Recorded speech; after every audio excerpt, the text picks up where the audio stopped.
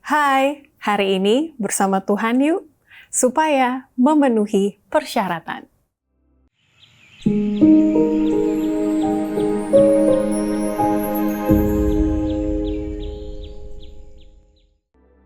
Alkitab berkata dalam Kolose 4 ayat 5 dan 6, hiduplah dengan penuh hikmat terhadap orang-orang luar. Pergunakanlah waktu yang ada. Hendaklah kata-katamu senantiasa penuh kasih, jangan hambar, sehingga kamu tahu bagaimana kamu harus memberi jawab kepada setiap orang.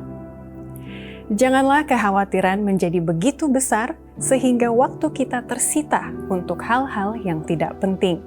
Keseriusan dari pertanyaan ini menekan pikiran saya dengan intensitas yang tidak dapat saya ungkapkan.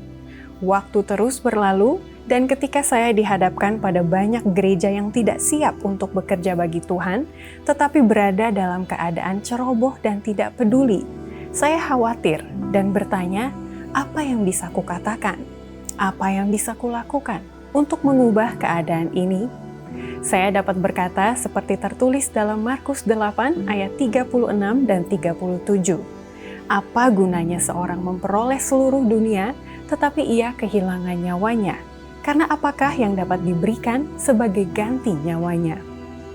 Saya rasa tidak ada satupun dari kita yang menyadari bahwa kita harus menjadi pekerja bersama dengan Tuhan. Banyak yang tidak mengerti apa arti pertobatan yang sejati, apa yang terlibat di dalamnya.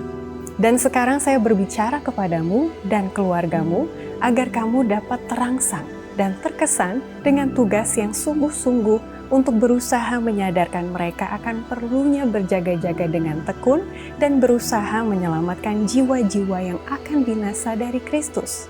Setiap hari, peringatkanlah orang yang tidak tahu bahwa akhir dari segala sesuatu sudah dekat. Tidak ada satu iota atau satu titik pun dari tuntutan-tuntutan Allah yang kudus yang akan diubah untuk memenuhi kondisi manusia yang tidak siap. Firman-Nya yang kudus tidak akan pernah berubah atau dibatalkan. Dunia tertidur dalam dosa-dosa mereka.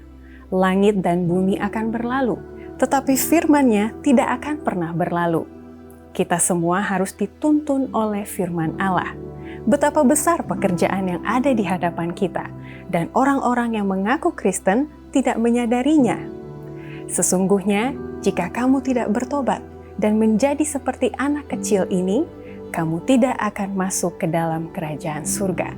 Tertulis dalam Matius 18 ayat 3. Betapa sedikit orang yang menyadari pengaruh dari hal-hal kecil dalam hidup ini.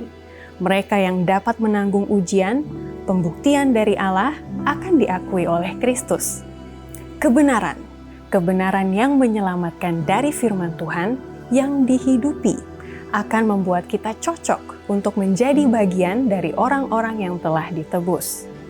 Tuhan menolong kita untuk menghargai kesempurnaan moral. Kualitas mental yang halus, yang dikuduskan, lebih berharga daripada emas di Ofir. Pembentukan suatu kedudukan moral yang benar di hadapan Allah adalah pekerjaan seumur hidup. Ajarkanlah hal ini saudara dan saudariku yang kekasih dengan ajaran dan teladan. Supaya memenuhi persyaratan, mari jalani hari ini bersama Tuhan.